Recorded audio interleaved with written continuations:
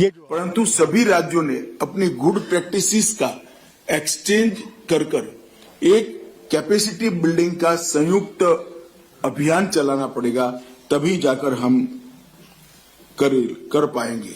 मित्रों, पिछले वर्ष हुई बैठक में दिए गए सुझावों पर हमने कई बदलाव और कई नए प्रावधान किए हैं और मैं आप सभी को बताना चाहता हूं, आप सभी ने बहुत सारी योजनाओं के लिए बताया है।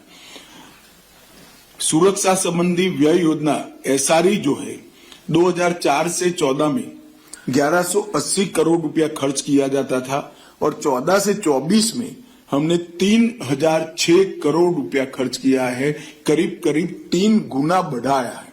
एसआरई मेन स्कीम है जो नक्सल प्रभावित क्षेत्र में विकास के कामों को देता है। एलडब्ल्यूई के प्रबंधन के लिए केंद्रीय एजेंसियों को सहायता की योजना और राज्य पुलिस को सहायता की योजना जो हम नई लेकर आए हैं, 2004 से 14 में नई थी, उसमें और 1055 करोड़ दिया है, जिसमें हेलीकॉप्टरों और सीआरपीएफ के मजबूत बुनियादी ढांचे और राज्य पुलिस के मजबूत बुनियादी ढांचों को 2017 से शुरू किया था। इसको हमने 19 के बाद बढ़ावा इंट्रोड्यूस किया है।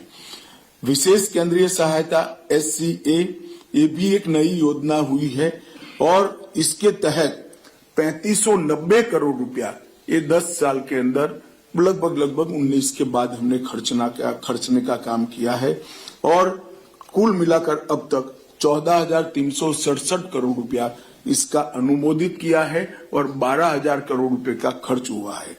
ये भी एक पूर्ण रूप से नई योजना शुरू हुई।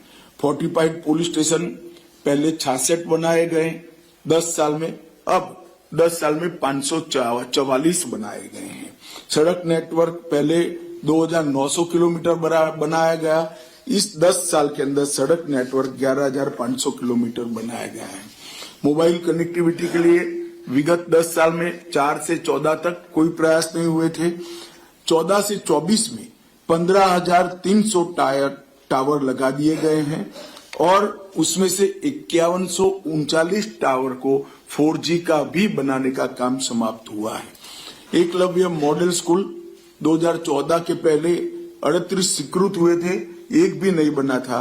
अब 216 स्वीकृत हुए और उसमें से 165 एकलव्य मॉडल स्कूल अस्तित्व में आ गए हैं। एयर एफर्ट्स इसके लिए नील खर्चा था, अब लगभग 1,000 करोड़ रुपया एयर एफर्ट्स का हम खरीद रहे हैं। और उत्तर प्रदेश के मुख्यमंत्री योगी आदित्यनाथ का बड़ा बयान, कहा साधु संतों के खिलाफ अपमानजनक टिप्पणी बर्दाश्त नहीं, अस्वीकार्य, विरोध के नाम पर अराजकता भी बर्दाश्त नहीं। देवी देवताओं को लेकर सीएम योगी का बड़ा बयान, कहा कि आस्था के नाम पर खिलवाड़ करने वाले लोगों पर होगी कठोर कार्रवाई, मत मजहब और संप्रदाय का करना होगा सम्मान। सीएम योगी आदित्यनाथ के बयान पर सपा प्रवक्ता की टिप्पणी भी सामने आई और आपको बता दें कि उदयवीर का पलटवार भी देखने को मिला। संघ प्रमुख मोहन भागवत के हिंदुओं के एकजुट होने वाले बयान पर ओवैसी का पलटवार, कहा मोदी भागवत के हिंदू मुस्लिम सिख ईसाई को खतरा। एक खतरा भारत के मुसलमानों को, हिंदुओं को, दलितों को, आदिवासियों को, सिखों को, ईसाइयों को है। वो किससे है? नरेंद्र मोदी और मोहन भागवत से खतरा है। और केंद्रीय मंत्री शिवराज सिंह चौहान का बयान भी सामने आया, कहा कि झारखंड में लागू होगा एनआरसी और घुसपैठियों को बाहर निकाला जाएगा। हम झारखंड में एनआरसी लागू करेंगे, नागरिकता का रजिस्टर बनेगा जिसमें स्थानीय निवासी रजिस्टर होंगे और जो घुसपैठिए हैं उनको चुन चुन के बाहर निकाला जाएगा। ये हमारा संकल्प है। नक्सलवाद के खिलाफ दिल्ली में हाई लेवल बैठक, गृह मंत्री अमित शाह की अध्यक्षता में हो रही है मीटिंग में नक्सल प्रभावित 8 राज्यों के मुख्यमंत्री भी मौजूद।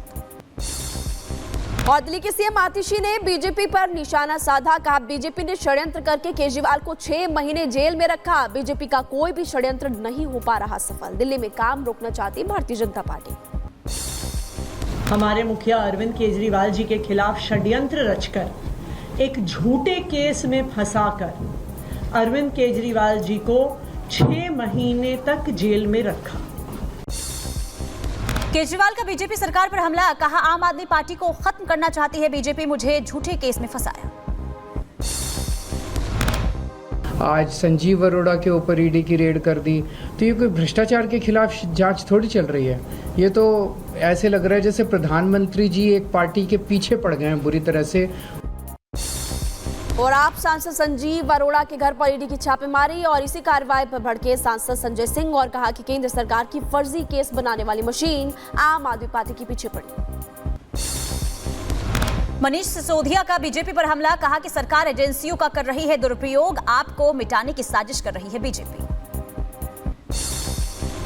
इन्होंने सबसे पहले सत्येंद्र जैन जी को गिरफ्तार किया, उसके बाद मुझको गिरफ्तार किया, विजय नायर को गिरफ्तार किया, संजय सिंह जी को गिरफ्तार कराया ईडी से, अरविंद केजरीवाल जी को ईडी से गिरफ्तार कराया,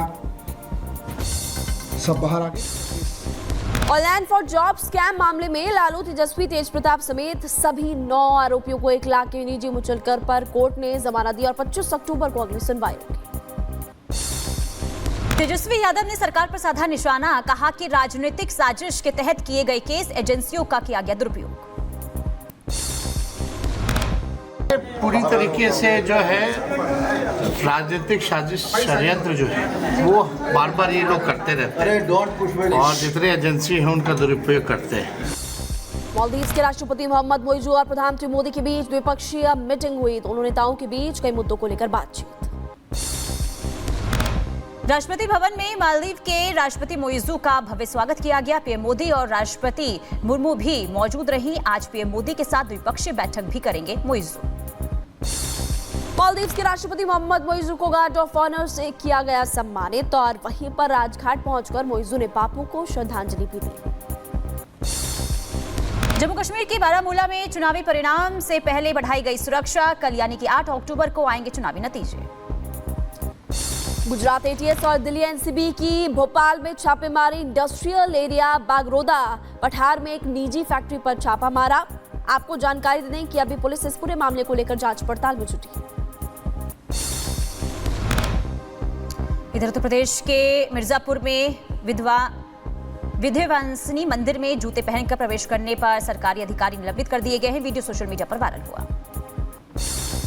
उत्तर प्रदेश के मुरादाबाद में दूल्हे का बारातियों के साथ स्टंट का वीडियो सोशल मीडिया पर काफी ज्यादा वायरल हो रहा है। कार की छत पर बैठा नजर आया दूल्हा और अब वीडियो काफी ज्यादा वायरल है। उत्तर प्रदेश के बागपत में विजय जुलूस में हुड़दंग, विजय प्रत्याशियों ने बुलडोजर पर सवार होकर निकाला विजय जुलूस। वीडियो सोशल मीडिया पर वायरल। सहारनपुर में पुलिस पर पथराव करने वाले 13 उपद्रवी गिरफ्तार हो गए। पत्थरबाजी करके माहौल बिगाड़ने की कोशिश कर रहे थे सभी आरोपी। पथराव करने वाले उपद्रवियों का पुलिस ने वीडियो जारी किया। उत्तर प्रदेश के संत कबीर नगर में धन परिवर्तन का पुलिस ने भंडाफोड़ किया है। 2 धर्म प्रचारक गिरफ्तार किए गए हैं। आपको बता दें कि बाइबल समेत कई पुस्तकें बरामद की गई है। देवी देवताओं की पूजा करने से मना करते थे। यूपी के बरेली में युवक ने लगाए पाकिस्तान के समर्थन में नारे। हिंदू संगठनों ने जताया विरोध और देश विरोधी टिप्पणी करने वाले आसिफ को पुलिस ने गिरफ्तार किया। उत्तर प्रदेश के बहराइच में पुलिस ने किया रूट मार्च। त्योहारों को लेकर अलर्ट पर पुलिस प्रशासन। नवरात्र और प्रतिमा विसर्जन को लेकर सुरक्षा व्यवस्था का जायजा लिया। मध्य प्रदेश के छिंदवाड़ा में नवरात्र में एक गांव में आदिवासी लोग करते हैं रावण की पूजा। 9 दिन प्रतिमा की स्थापना कर दशहरा पर विसर्जन करते हैं। उत्तर प्रदेश के देवरिया में छात्राओं से छेड़खानी का मामला सामने आया। पुलिस ने मुठभेड़ में 2 आरोपियों को गिरफ्तार किया है। 2 आरोपियों की तलाश में जुटी पुलिस। यूपी के बदायूं में दुकान में घुसकर दुकानदार के साथ मारपीट की घटना। तस्वीरें काफी ज्यादा कैमरे में कैद हुई और वायरल भी हो रही है। 6 लोगों पर लूट और मारपीट का आरोप भी है। जांच में जुटी पुलिस। उत्तर प्रदेश के बदायूं में 2 नशा तस्कर गिरफ्तार किए गए हैं। पुलिस ने तस्करों से बरामद किए हैं 6 किलो के करीब डोडा। आपको बता दें कि एसएसपी के निर्देश पर पुलिस ने कार्रवाई की है। यूपी के कुशीनगर में फर्जी डीएसपी बनकर ठगी करने वाला शातिर गिरफ्तार हुआ। महिलाओं को सिलाई सेंटर का शिक्षक बनाने का देता था लालच। पुलिस ने आरोपी के खिलाफ शुरू की कार्रवाई। गुजरात के अंबाजी में हादसा हुआ। पहाड़ी पर पलटी बस, हादसे में कई लोग घायल हुए। मुंबई के माहिम में इलाके में हादसा। एक बिल्डिंग में लगी भयंकर आग। सूचना के बाद मौके पर पहुंची फायर ब्रिगेड की टीम और कड़ी मशक्कत के बाद आग पर काबू पाया गया। ग्रेटर नोएडा के महागुन सोसाइटी की 20वीं मंजिल पर लगी आग। आग लगने से मचा हड़कंप। कड़ी मशक्कत के बाद आग पर काबू पाया गया। किसी के हताहत होने की खबर नहीं। बेरूत में एक के बाद एक बम बरसा रही इजरायली सेना। आसमान में दिखा काले धुएं का गुबार। भयानक तस्वीरें सामने आई। इजरायली हमले के बाद बेरूत में बर्बादी की तस्वीर सामने आई है। खंडहर में तब्दील हुई इमारतें, सड़कों पर नजर आया मलबे का ढेर। और आईडीएफ ने KFR को बनाया निशाना। लगभग 20 रॉकेट लॉन्च करने की सूचना दी। एक रॉकेट ने वाहन पर भी हमला किया। लेबनान के साथ साथ गाजा पर भी इजराइल ने तेज हमले किए हैं। उत्तरी गाजा में एयर स्ट्राइक की तस्वीरें सामने आई है। तेल अवीव में हमास के हमले की बरसी आज है। ईरान इजराइल के बीच भीषण जंग जारी है। स्टैंड बाय पर रखे गए 2000 से ज्यादा ईरानी मिसाइल्स